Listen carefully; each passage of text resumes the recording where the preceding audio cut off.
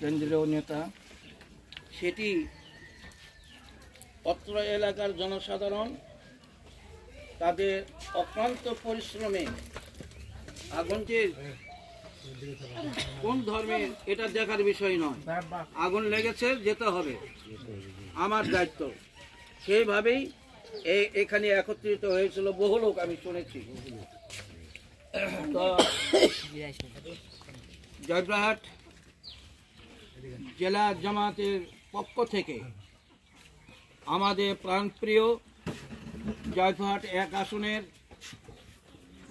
জামাত মনোনীত এমপি প্রার্থী ডাক্তার ফজলুর রহমান সাঈদ ভাই, তিনি আপনাদের মাঝে এসেছেন। তার সহযোগী উপজেলা আমির সহ, নায়েবে আমির সহ ওনারা এসেছেন।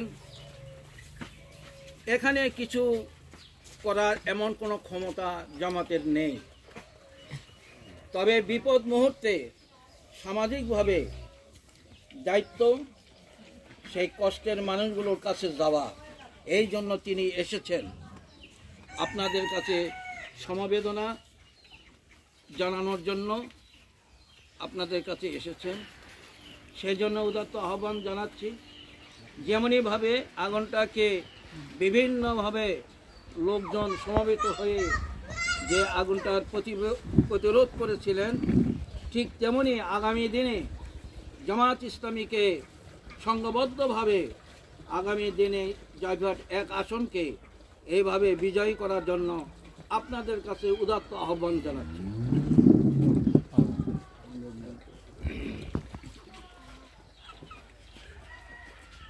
এই মর্মে সংক্ষিপ্তভাবে কথাবার্তা বলছেন আমাদের ভাতশাহ ইউনিয়নের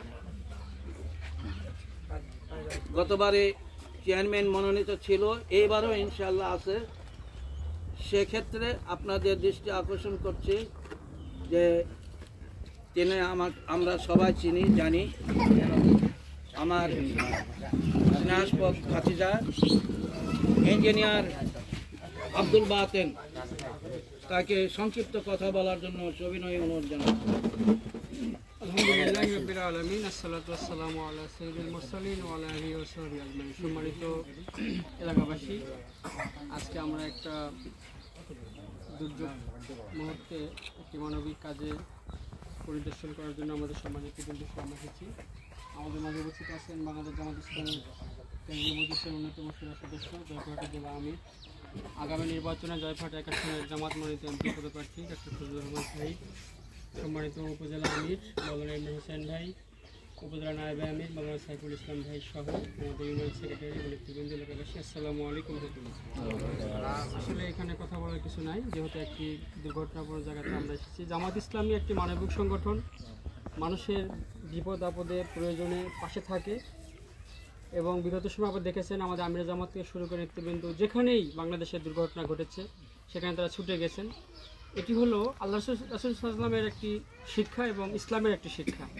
তো জামাত ইসলামী যে সাধ্য, তাদের যে অবস্থান, সেখান থেকে সর্বোচ্চটুকু মানুষের জন্য, মানবতার জন্য কাজ করেন। এটি হলো আমাদের মূলত কোরআনের শিক্ষা, ইসলামের শিক্ষা এবং আমাদের নবীর শিক্ষা।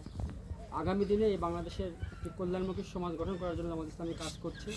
সেক্ষেত্রে একটা রাষ্ট্রের কাজ করতে গেলে অনেকগুলো ফাংশন থাকে, একটা ওয়ার্ড, ইউনিয়ন, উপজেলা, এরপর গ্রাম, পাড়া, মহল্লা, উন্নয়ন, অবকাঠামো, শিক্ষা, সাহিত্য, স্বাস্থ্য, এই সকল সেক্টরে আপনারা একটু দৃষ্টি দিলে দেখবেন যে বাংলাদেশে কোনো দলের মনে হয় সকল সেক্টরে এভাবে কাজ নেয় যেটা জামাত ইসলামী আছে। আমাদের স্বাস্থ্যসেবায় কাজ আছে, আমাদের হসপিটাল, ক্লিনিক, স্বাস্থ্যসেবা, ডাক্তার তৈরি হয়, আমাদের ইঞ্জিনিয়ার তৈরি হয়, আমাদের সমাজকর্মী তৈরি হয়, আমাদের বিভিন্ন সেক্টর দায়ী তৈরি হয়। ইসলামের দাওয়াত দেওয়ার জন্য আলাদা একটা মিশন নিয়ে কাজ করি। এভাবে সমাজের প্রত্যেকটা সেক্টরে আমরা কাজ করছি। আপনারা দোয়া করবেন এবং পরামর্শ দিবেন, সহযোগিতা করবেন। এই মানবিক সংগঠন যেন শ্রমিক থেকে শুরু করে একদম রাষ্ট্র পরিচালনা করা পর্যন্ত সকল সেক্টরে আমরা যেন গুরুত্বপূর্ণ আরও আমাদের যোগ্যতার সাথে এই দায়িত্ব পালন করার জন্য সংগঠন কাজ করতে পারে। এই মানবিক কাজে আমরা আল্লাহ রাব্বুল আলামিনের কাছে সহযোগিতা কামনা করব। এই পরিবারকে আল্লাহ রাব্বুল আলামিন ধৈর্য ধরার জন্য তৌফিক দান করুক এবং এই যে ক্ষতি হয়েছে সেখান থেকে ক্ষতি কাটিয়ে ওঠার জন্য তিনি আমাদেরকে রহমত এবং তার বরকত দৃষ্টি রাখুন। গতকালকে একটা জায়গায় ছিলাম, একজন ব্যক্তি বলছিল যে ওনার বাসায় প্রচুর মেহমান আসতেন। তো এক পর্যায়ে ওনার ওয়াইফ ওনার বাবাকে বলতেছে যে বাবা তুমি আমার এমন জায়গায় বিয়ে দিলে যে মেহমান সামলাতেই আমার প্রতিদিন চলে যায়। তো ওনার বাবা বলতেছেন যে মারে, আল্লাহ রাব্বুল আলামিন তোমার বাসায় মেহমান দেয়, কিন্তু রিজেক্ট তো দেয় তিনি। তো যিনি এই লোকগুলোকে রিজেক্ট দেয় তিনি কিন্তু চাইলে, তার তো অফুরন্ত, তার ভান্ডারে তো কমতি নেই, তিনি চাইলে এর দ্বিগুণ আবার তোমাকে দিতে পারে। তো আজকে যে ক্ষতি হয়েছে আমরা আল্লাহর কাছে দোয়া করব, আল্লাহ চাইলে এর দ্বিগুণ দিয়ে পোষায় দিতে পারেন। আমাদের সার্বিক সমস্যাগুলো আমরা আল্লাহ রাব্বুল আলামিনের কাছে সাহায্য চাইব। আমরা কিছু না, জামাত ইসলামী শুধু মানবিক কাজের জন্য এটি আসেন এবং আপনাদের খোঁজখবর নেন। আগামী দিনও আপনারা জামাত ইসলামকে যেভাবে বিগত সময় দেখেছেন, আগামী সময় একটু সবাই মিলে আরেকটু জোরে সোরে আমরা এই সংগঠনের কাজ করব এবং আগামী দিনে আমাদের ভূমিকা রাখবো, এটুকু প্রত্যাশা রেখে আমি আমার বক্তব্য শেষ করছি। আমাদের সমাজের পর্যন্ত কথা বলবেন, উনি অনেক জায়গায় সফরে যাবেন, ওনার জন্য দোয়া করবেন। যেভাবে উনি দিন রাত 24 ঘন্টা পরিশ্রম করতেছেন, এটি ব্যক্তি হিসাবে আমাদের জেলা আমিরের কোনো কৃতিত্ব নয়, আমরা ব্যক্তি হিসাবে আমাদের কোনো কৃতিত্ব নয়, এটি হলো জামাত ইসলামী আন্দোলনের কৃতিত্ব, আমাদের জামাতের একটি কাজ। তো আমরা যেন এই কাজটা সবাই মিলে করতে পারি, এই সংগঠনের লক্ষ্যকে সাধন করতে পারি, এই আশাবাদ ব্যক্ত করে আমি আমার কথা শেষ করছি। আসসালামু আলাইকুম ওয়া রাহমাতুল্লাহ। মাঝে এ পর্যায়ে আমাদের মাঝে বাংলাদেশ জামাত ইসলামী জয়ঘাট উপজেলা শাখার মহতার আমির মাওলানা ইমরান হোসেন, তাকে সংক্ষিপ্ত কথা বলার জন্য অনুরোধ করছি। আসসালামু আলাইকুম ওয়া রাহমাতুল্লাহ। আলহামদুলিল্লাহ রাব্বিল আলামিন, আসসালাতু ওয়াসসালামু আলা রাসূলিল্লাহ ওয়া আলা আলিহি ওয়া সাহবিহি। সম্মানিত ভাইরা, আল্লাহ রাসূল সাল্লাল্লাহু আলাইহি ওয়াসাল্লাম বলেছেন যে যখন কোনো ব্যক্তির পরিবারে কেউ মারা যায় বা বিপদগ্রস্ত হয়, এই ব্যক্তিটা যদি আল্লাহ তাআলার প্রশংসা আদায় করেন, তখন আল্লাহ রাব্বুল আলামিন ওই ব্যক্তির উপরে খুশি হয়। আমাদেরকে মনে রাখতে হবে যে বিপদ মুসিবত এগুলো সব আল্লাহ তাআলার পক্ষ থেকে হয় এবং মুমিনদের জন্য এগুলো পরীক্ষা, আর কাফের মুশরিকদের জন্য এগুলো হলো সতর্ক বাণী।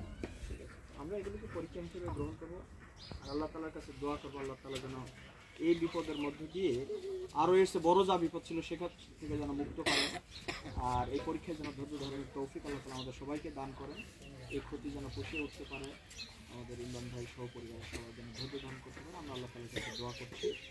এই কথা বলে আমি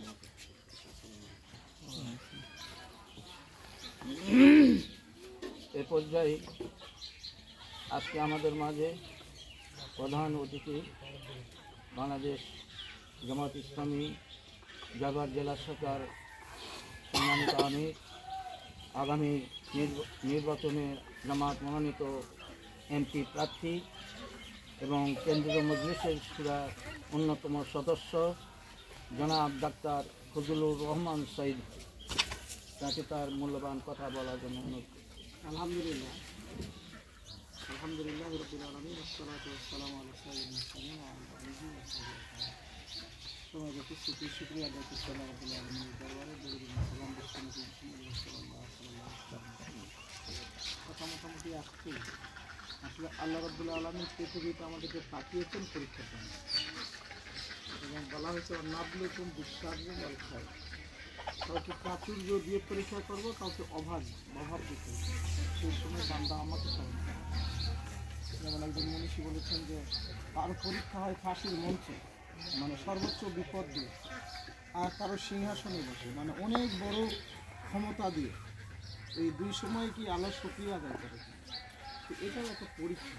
কোনো কারণে আল্লাহ পরীক্ষা নিয়েছেন সেটা চিন্তা করি, আল্লাহ শুকরিয়া আদায় করতে হবে এবং আল্লাহর কাছেই ক্ষমা চাইতে হবে। এই যে বিপদ দেখে মানুষ চারদিক থেকে দৌড়ে আসছে, তাই না? এই জায়গায় একটু খেয়াল করেন যে এটা এই বিপদ যেমন যে দল মত কিছু খেয়াল করে না, আগুন লাগছে আমাদের দেশে আজকে যদি বিপদ বলি, দেশটা একটা দুর্নীতিগ্রস্ত দেশ। এদেশে চাঁদাবাজি, লুটপাট, মানুষের ভিতরে একটা অশান্তি লেগেই আছে। বিগত 15 বছর ধরে যা দেখলাম, আবার দেখছি এরকম, এটা বিপদ। এই জায়গায় কিন্তু আমাদের মুমিন হিসাবে, ইমানদার হিসাবে আমার দায়িত্ব হলো এই জাতিকে এই বিপদ রক্ষা করার জন্য যারা কাজ করবে তাদের সাথে কাজ করা। মানে বাংলাদেশকে আমরা দুর্নীতিগ্রস্ত একটা দেশ বানাবো, চাঁদাবাজ মুক্ত বানাবো। যারা এই কাজগুলোর সাথে জড়িত এদেরকে ঘৃণা করবে, কিন্তু আমরা কিন্তু তা করি না। একজন ভালো নামাজি সৎ কাজ করে, দেখা যায় যে নেতৃত্ব নির্বাচন সবাই খারাপ লোকটাকে দেয়। তো যখন আমরা এদেশে খারাপ লোককে নেতা বানাবো, আমার জাতি খারাপই পাবে, ভালো কি পাবে কিছু? আমার মুখ দিয়ে যত ভালো কথা বলি, আমি তো অসৎ হই, তাহলে আমার এই বক্তব্য দেওয়াটাই বোকামি। এই জন্য সবসময় মনে করতে হবে কালোকে কালোই বলতে হবে, আর সাদাকে সাদা বলতে হবে।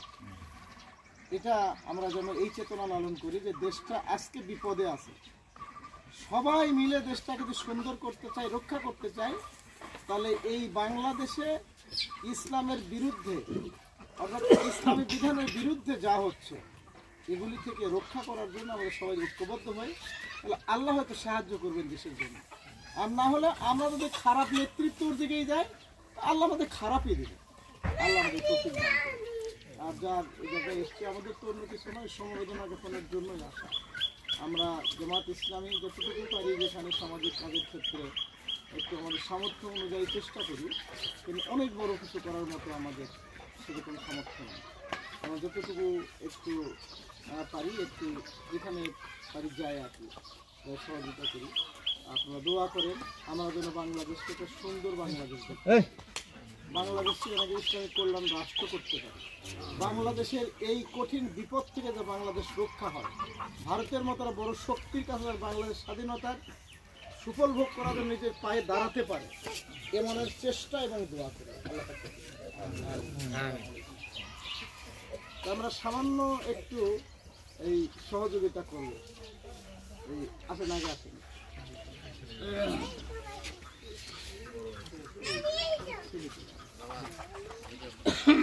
ছবি নিয়ে